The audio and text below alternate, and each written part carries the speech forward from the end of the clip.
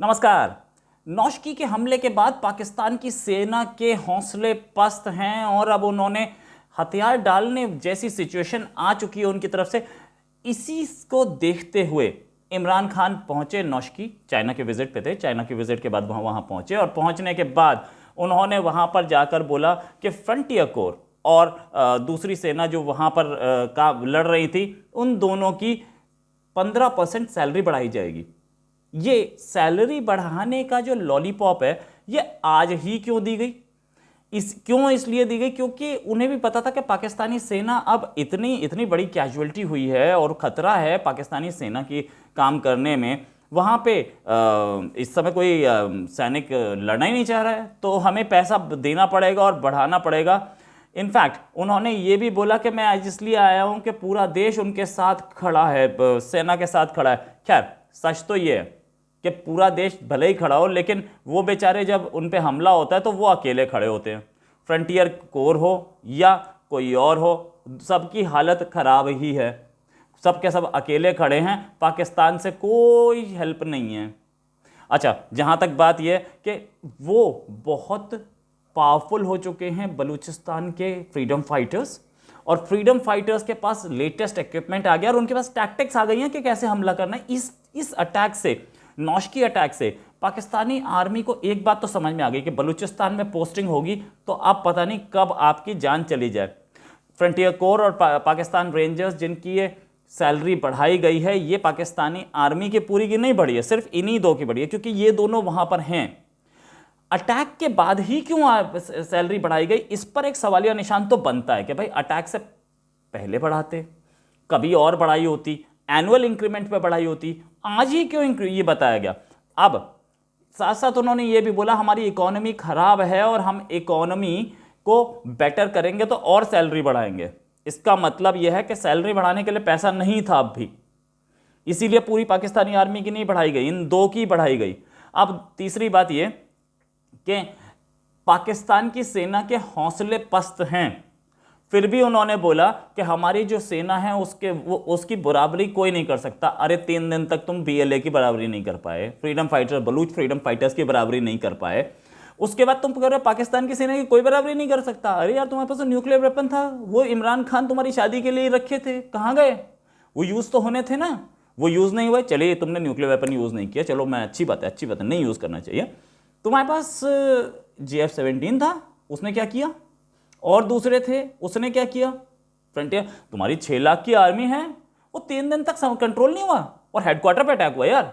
Frontier core के headquarter पे, frontier core के हेडक्वार्टर पे कितने लोग थे? हेडक्वार्टर पे कम से कम 1,500-2 हज़ार लोग तो होते हैं हर हमेशा, और वो भी तैनात होते हैं फर्स्ट क्लास। आप 10-20 आदमियों से डर गए, 10 ही की लाश मिली ना, 10 से डर गए। 10 को आप 3 दिन तक नहीं संभाल पाए। 3 दिन बाद जाके बोला क्लियरेंस ऑपरेशन पूरा है। कैसे बोला, क्यों बोला 3 दिन बाद? पहले ही दिन जब आपने बोला रिपल्स कर दिया, तो क्लियरेंस ऑपरेशन 3 दिन तक क्यों चला? अटैक कुछ ही घंटे में रिपल्स हो गया, क्लियरेंस ऑपरेशन 3 दिन में। ये किसको बेवकूफ बना रहे हैं? इनफैक्ट उन्होंने ये भी बोला कि अब पाकिस्तान की आर्मी जो है वो पाकिस्तान में आतंकवाद को पनपने नहीं देगी। पाकिस्तान में आतंकवाद को पनपने नहीं देगी। पाकिस्तान में आतंकवाद पनप चुका है, डेली एक हमला हो रहा है, डेली। उनको ये भी नहीं पता, बताना भी नहीं चाहते कि हम हार रहे हैं आतंकवाद के सामने, क्योंकि इन्हें हमने ही तो हथियार दिए थे, इन्हें हमने ही तो सब कुछ दिया। ये हमारे पाले हुए आदमी है, हथियार हमारा, आदमी हमारा, हमारे ही आदमी को मार रहा है। कैसे एक्सेप्ट कर ले दुनिया के सामने? और वही तालिबान जिसको आपने वहां कुर्सी पे बैठाया, अब वो आपकी ही नहीं सुन रहा। तो ये बेचारे बोल नहीं सकते थे और दुनिया को दिखाने के लिए जाना भी था, क्योंकि ये वहां ओलंपिक देख रहे थे, यहां जवान मर रहे थे तब, और वो आरएफएल भी, वो वर्डी खेल रहे थे। तो कौन पाकिस्तान की इस महान सेना के साथ खड़ा कौन है? वर्डी खेल तो वो प्रेसिडेंट तो नहीं है, और ना वो विंटर ओलंपिक्स देख तो वो प्राइम मिनिस्टर उसके साथ खड़ा है। तो खड़ा कौन है? कमर जावेद बाजवा। कमर जावेद बाजवा कितने दिन बाद गए भाई? कमर जावेद बाजवा को भी अगर रिपल्स कर दिया था अटैक, शाम तक कमर जावेद बाजवा को पहुंच जाना चाहिए था, अगले दिन पहुंच जाते यार। अगले दिन भी नहीं पहुंचे, क्यों नहीं पहुंचे? इतना डर था क्या? खैर, सच ये है कि पाकिस्तानी सेना में हड़कंप तो जरूर मचा हुआ कि बलूचिस्तान में हमारा फ्यूचर बहुत खराब है।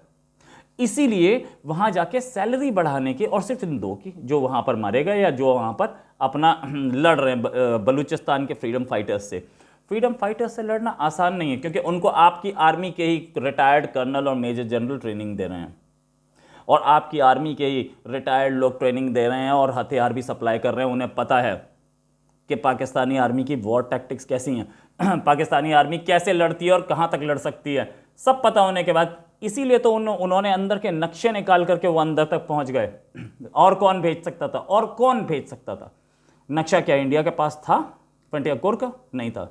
इस अटैक में इंडिया का नाम अभी तक तो इन्होंने लिया नहीं, मुझे लगता है, राइट। जहां तक मैंने पूरा स्कैन किया, इंडिया का नाम अभी तक नहीं लिया, लेकिन ले लेंगे जल्दी ही। इनका क्या है, ये तो लेते रहते हैं ना नाम, हर जगह इंडिया इंडिया इंडिया।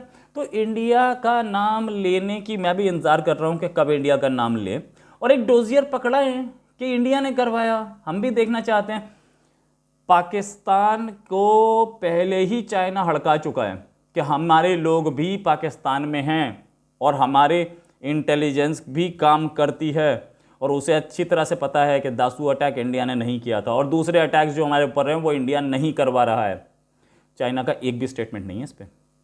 ये लोग बोलते रहते हैं इंडिया करा रहा है, इंडिया करा रहा है।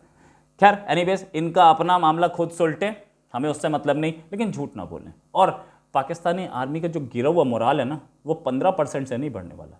बस असलियत ये है। इसी के साथ एक और खबर के साथ फिर हाजिर होंगे। नमस्कार, जय हिंद।